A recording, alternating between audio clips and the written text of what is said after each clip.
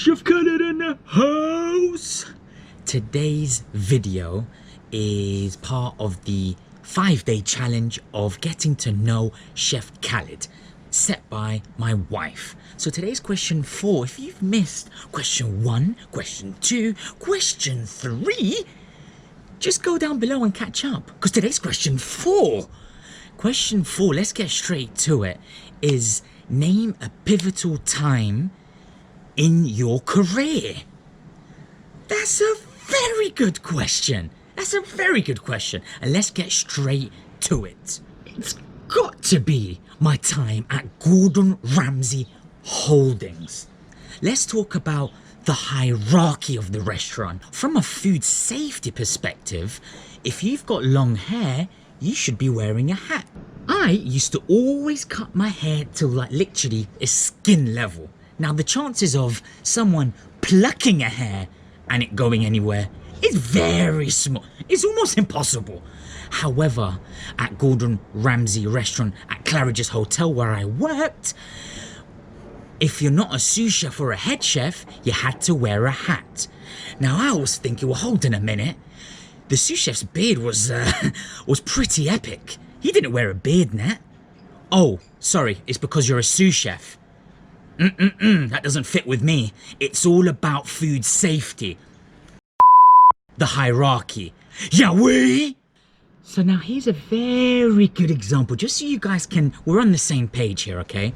Now I was on the garnish section. Now for you to move sections in this restaurant, you had to teach someone else to cover that section for you in order for you to move on to a different section, which is lovely. That's great for learning. So now picture this example. I'm there cooking, it's called a pomano, which is like a potato. Let's just say it's layers of potato formed with butter, beautiful, juicy, amazing, okay? Now I'm just basting. You got a bit of foaming butter, you're basting it. I'm showing the younger chef how to do it.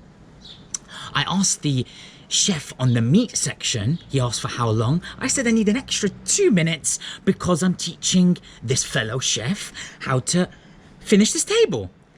He goes and brings the protein to the pass.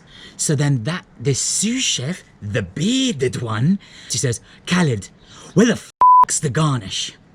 I said, chef, I asked him for 2 more minutes. Whilst still basting, yeah. So, chef, this is what you do. He comes to me like this and he goes, Khalid, what's your position here? Chef, that's not relevant. Again, what's your position here? I'm still just basic. I said, chef, I feel that's irrelevant. I'm just trying to get the food on the table, chef. My priority is getting that food on the table, right? To the pass. Khalid, get the f*** out of this kitchen and think about if you want to stay here. I'm like, are you sick? So I went to go get a coffee now. I'm fuming right now because I'm thinking, well, hold on a minute. What's going on? I come back to the kitchen now and I'm like, he obviously comes and speaks to me and he goes to me, this is exactly what he said. He goes to me, Khalid, you're at the bottom of the hierarchy here. I've got the phone ringing constantly about people that want to come and work here for free. Go home and think about whether you want to be here. I took myself and I went home, but all I could be thinking was, hold on a minute. So I actually moved. So me and my wife, which at the time was my girlfriend, we moved to Baker Street for the tiny studio flat just to give me the best opportunity to be close to the restaurant, because we knew the hours were going to be gruesome. We knew the hours, like a double shift used to be from about 7 in the morning to midnight, sometimes even 1 a.m. Just picture that. So I thought, okay, well, you know what? Let's live in Baker Street. I'm pushing in my career now. This was the second restaurant that I'm working for, Gordon Ramsay Restaurants, learning a tremendous amount. But then there was all this kind of politics and nonsense going on in the background. I went back the next day and I was just thinking, you know what? I'm gonna keep doing me because at the end of the day, okay, sous chef was giving me problems. The head chef knew I was pushing. I was learning. Even if I wasn't on a section, I'd be going and asking questions and trying to develop, push. And now let me give you another example, was when I was on the pastry section now, the head pastry chef had called in sick. So I was by myself during a service. Now, as you can imagine, being in a pastry section in a Gordon Ramsay restaurant, where the quality and attention to detail is up here, it's almost impossible to do a service by yourself. I was in the thick of it. You know, I had things working in the oven. I had mousses working there. I was plating tables here. It was all going quick. So anyway, the head chef must have noticed, and he said, look, to the sous chef, go and help Khalid. So anyway, the sous chef, he comes along, but then he stands there like this, watching me. And I'm getting a bit flustered now because I know I'm doing a check. I know that there's other checks working, and your brain is just working so quickly. I said, out of just a bit of just frustration, I was like, chef, are you gonna help or are you just gonna stand there? He comes to my face. Listen here, you little don't you dare try that with me.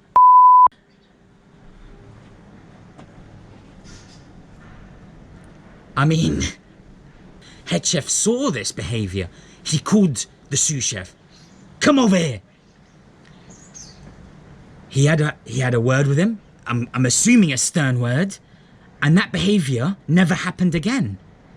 But this is the kind of dynamics that happens in kitchens sometimes.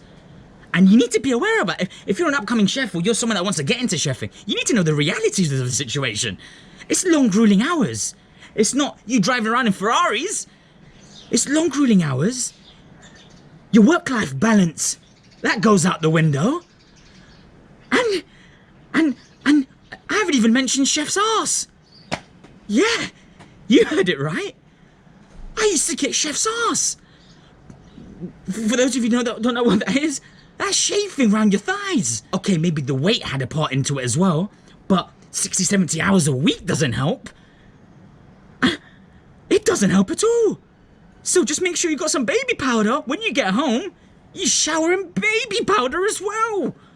It's crazy. It's crazy. I'd only been a chef for 6 months prior to Gordon Ramsay. So in my mind, all I was thinking about was growth, learning, and just sponging every bit of information I can. So while all this politics and nonsense was going on in the background, I had my head down. I was focused. Yes, chef. Yes, chef. Focused. Now, I used to cycle to work as well. Now, bearing in mind, I lived in Baker Street. The restaurant was Gordon Ramsay at Claridge's Hotel, which is in Oxford Street. Now, that is around 0.8 miles, which is nothing. I used to time it. It was an 8-minute cycle. I used to cycle because I was that tired to even walk for the 16 minutes to get home. That's how tired I was. And you can imagine I was walking like this. Remember, chef's arse. Yeah?